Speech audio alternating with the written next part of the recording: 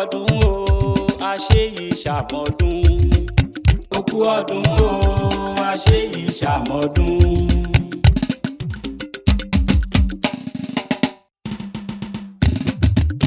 Àpáta dé àpáta pàrẹwì dé mi ò mọ kòkòrò tí ó ràn wúdà láǹtakùn lọ máa ṣe bí níjogún ibi dáadáa wúrú lọ lọ́jọ́ bíi tòní ọmọ Ògúnmọ́lá kẹrìírí lójú ogun DJ Victor dáadáa wúrú irun mọ̀gálà àmórí adéjìwá àjíwájíwá ìlẹ̀kẹ̀ ẹran gbígbé oníjàǹjà ọdún abẹ́wé jẹ́ tí ènìyàn tá ò gbọdọ̀ fọlẹ̀ lọ aláṣọ pípọ́n tán dìrọ̀ ọmọ aládéńgbàdé láyé ọ̀dọ̀ òrìṣà ni wọ́n ti gbadé tiẹ̀ wá dáadáa wúrú àwúrú yálẹ̀ yagi oko adáa fún ọlájùlé rẹ ìtòdólú ni yẹ torí ìtòdólú náà ní bàbá tó bí ọlọ́mọ ó yá máa dọ́gbọ́n tí kìran bàbá rẹ ìwọ lọmọ erémọdé ọmọ erémọdé ọ̀dá ẹ̀tún ọní ìsásíkòjò pa ọmọ amọ́kìka kẹyìn ẹ̀sùsùn tọrẹ ọmọ amábẹ́rẹ́gún yẹn kàdógbèrè gbé mọ́mọ́ ọmọ amúkàrà sábẹ́ èwù tẹ àwàgbẹ̀yìn àkàrà náà mú yálé ọ̀dá ẹ̀tún ọmọ ògún kan lùgbẹ́ ẹrú adabalukosi ló bà lórí igi lọ́dọ̀ odò wọn péjọ ọdẹjọ́ onímọ̀ títa níbẹ̀ tó gbé ìfọ́n àrìmọ̀ títa níbẹ̀ dèjì àkọ́fà òdòdó mọ ní kúkúrú ló mú gbógi lódò ọjà adabalukosi báwulẹ̀ ọ̀run lọ ọmọ olódò ọjà ọmọ ní fọ́rọ́fọ́rọ́ ọmọ ìlọjà ìṣẹ̀lẹ̀ àkún ọmọ ọlọ́jà gbàlérí ògiri ọmọ ọlọ́jà dùsọ̀mí dèbí òkú ọdún o àròjọ mùsùlùkùn rárá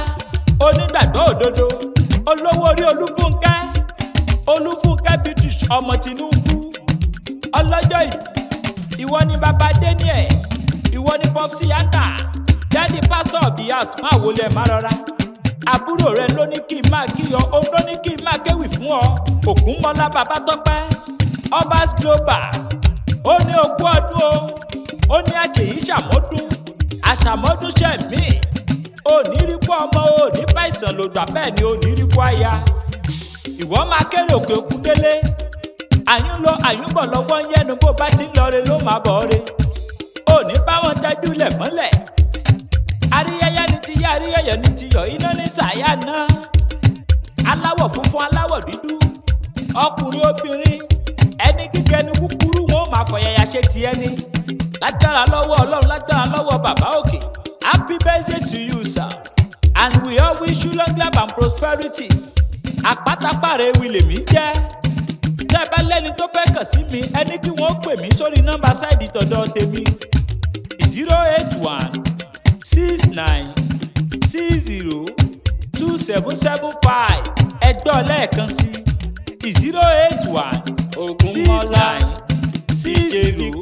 2775. Mo gbéra pa ó níbi tá a forí mi sọlẹ̀ sí ní lójúmọ́ tí mọ́ ní gbogbo ilẹ̀ kílẹ̀. DJ Victor o òkú ọdún o àṣẹ yìí ṣàmọ́dún. Òkú ọdún o àṣẹ yìí ṣàmọ́dún.